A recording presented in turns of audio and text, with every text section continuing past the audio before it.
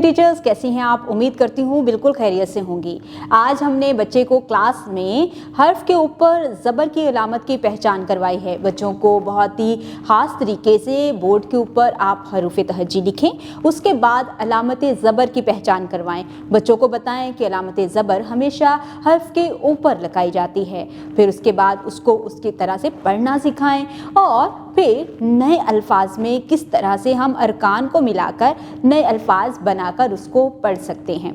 बाद में जब सरगर्मी करवा रहे हों तो बच्चों की आपस में मुकाबलाबाजी करवाएं। 2 ग्रुप बनाएं। एक बच्चा हरूफ़ तहज्जी पर ज़बर लगाकर नया लफ्ज़ बनाए और दूसरे बच्चे उस लफ्ज़ को जुमलों में इस्तेमाल करें।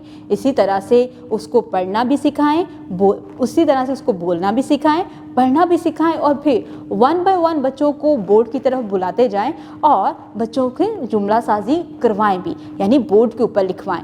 फिर बच्चों से कहें कि वो सब बच्चे मिलकर इसको पढ़ना सीखें। इस तरह बच्चे अल्फाज को बोलना, पढ़ना और लिखना भी सीख जाएंगे। बच्चों को क्लास वर्क करवाते हुए आपकी ऑब्जर्वेशन बहुत ही क्लीन होनी चाहिए। आप बच्चों को बार बार देखेंगे कि बच्चे किस तरह से अपना क्लास वर्क मुकम्मल कर रहे हैं।